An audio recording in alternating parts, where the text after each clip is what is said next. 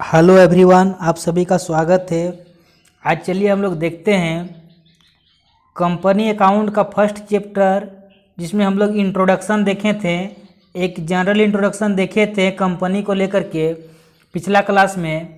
तो उसी के आज हम लोग उसी चैप्टर के एमसीक्यू को चलिए देखते हैं, और जो भी उस चैप्टर के एमसीक्यू बन सकते हैं उन एमसीक्यू को देखते हैं, क्योंकि अभी आप लोगों का जो एग्ज़ाम आएगा उसमें एमसीक्यू ही पूछा जाएगा।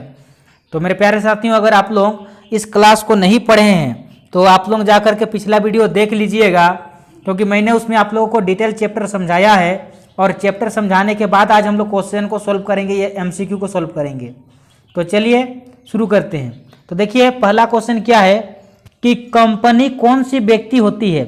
बताना है कि कंपनी किस प्रकार की व्यक्ति होती है।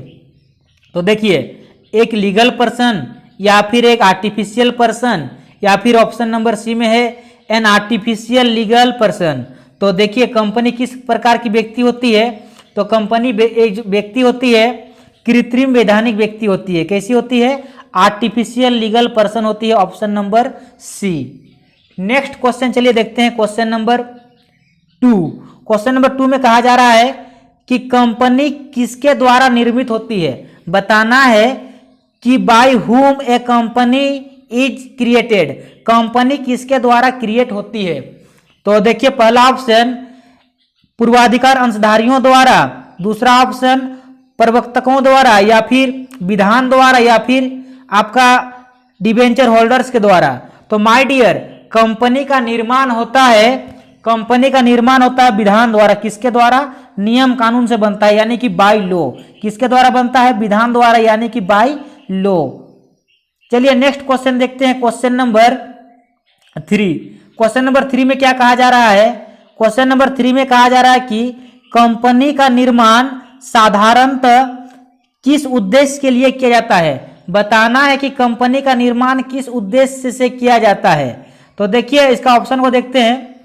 तो पहला ऑप्शन में क्या कहा जा रहा है कि जनता की सेवा करने के लिए, दूसरा है लाभ कमाने के लिए, तीसरा है सरकार को लाभ पहुंचाने के लिए, और चौथा है इनमें से कोई नहीं। तो इसका सही आंसर हो जाएगा कि लाभ कमाने के लिए। देखिए, सेवा करना भी उद्देश्य है, लेकिन कंपनी का मेन उद्देश्य होता है लाभ कमाना, यानी कि ऑप्शन नंबर बी। चलिए नेक्स्ट क्वेश्चन देखते हैं, क्वेश्चन नंबर 4। क्वेश्चन नंबर 4 में क्या कहा जा रहा है?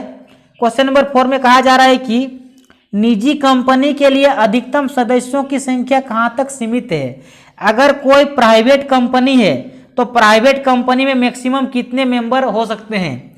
तो इसका सही आंसर हो जाएगा आपका ऑप्शन नंबर डी, 200। अगर प्राइवेट कंपनी है तो प्राइवेट कंपनी में मैक्सिमम 200 सदस्य हो सकते हैं। इस बात को याद रख लीजिएगा। चलिए नेक्स्ट क्वेश्चन देखते हैं, क्वेश्चन नंबर 5।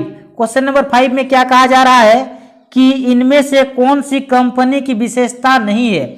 बताना है कि which of the following is not a features of A company. Company का फीचर नहीं है। तो देखिए, पहला ऑप्शन सुनिए, कृत्रिम व्यक्ति, दूसरा है पृथक वैधानिक अस्तित्व, या फिर असीमित दायित्व, या फिर विधान द्वारा निर्मित। तो बताना है कि कौन सा विशेषता नहीं है। तो माय डियर, इसका सही आंसर हो जाएगा आपका असीमित दायित्व। देखिए, कंपनी का सबसे बड़ा विशेषता है कि कंपनी में सीमित दायित्व होता है। एक शेयर होल्डर जितना रुपया का शेयर खरीदेगा उसका उतना तक का ही लायबिलिटी रहता है। असीमित दायित्व हम लोगों को साझेदारी में देखने को मिलता है, लेकिन कंपनी में हम लोगों को सीमित दायित्व देखने को मिलता है। तो कौन सा विशेषता नहीं है? असीमित वाला विशेषता नहीं है।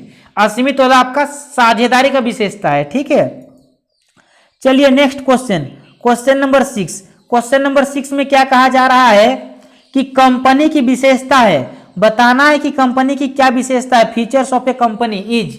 तो कंपनी की क्या विशेषता है? पहला है पृथक वैधानिक अस्तित्व, दूसरा है सीमित दायित्व, तीसरा है स्थायी एवं शाश्वत अस्तित्व, या फिर आपका ऑप्शन नंबर डी, उपरोक्त सभी। तो इसका सही आंसर हो जाएगा आपका उपरोक्त सभी, ऑल ऑफ दी अबव। देखिए, इसका वैधानिक अपना अस्तित्व होता है, सीमित दायित्व भी होता है, स्थायी आपका अस्तित्व भी होता है, यानी कि ऑल ऑफ दी अबव इसका सही आंसर हो जाएगा। चलिए लास्ट क्वेश्चन देखते हैं, क्वेश्चन नंबर 7। क्वेश्चन नंबर 7 में क्या कहा जा रहा है? तो क्वेश्चन नंबर 7 में कहा जा रहा है कि जिस कंपनी का आधे से अधिकतम मतदारियों पर दूसरे कंपनी का अधिकार होता है, उस कंपनी को क्या कहते हैं? देखिए, एक ऐसा कंपनी जिसका आधा से अधिक मताधिकार अगर दूसरे कंपनी के पास है तो वैसे कंपनी को हम लोग क्या कहते हैं? सब्सिडरी कंपनी कहते हैं, सहायक कंपनी कहते हैं। आई होप आप लोग इस चैप्टर के एमसीक्यू को समझ गए होंगे। मेरे प्यारे साथियों, हम लोग अकाउंटेंसी को पूरा डिटेल में पढ़ रहे हैं। पहले चैप्टर पढ़ेंगे, उसके बाद उस चैप्टर के एमसीक्यू को करेंगे, ताकि अभी जो आप लोग का एग्जाम आ रहा है उस एग्जाम के लिए आप लोग अच्छा से प्रिपेयर हो पाए। तो मेरे प्यारे साथियों, अगर वीडियो अच्छा लगा तो वीडियो को लाइक कीजिए, अगर चैनल में नए हैं तो चैनल को सब्सक्राइब भी कीजिए, और अपने सगा संबंधी भाई बंधु को बता दीजिए कि इस चैनल में कॉमर्स क्लास 12 का कंप्लीट सिलेबस पढ़ाया जा रहा है फ्री ऑफ कॉस्ट। इसके बाद हम लोग 11 क्लास को भी फ्री ऑफ कॉस्ट पढ़ाएंगे। तो मेरे प्यारे साथियों, आप लोग इसमें चैनल में जुड़ करके अपना मैक्सिमम फायदा उठा सकते हैं, तो जरूर फायदा उठाइए। मेरे प्यारे साथियों, मिलते हैं अगला वीडियो में। आप लोग घर में रहें, सुरक्षित रहें, अपना तैयारी का बुलंद करते रहें। धन्यवाद।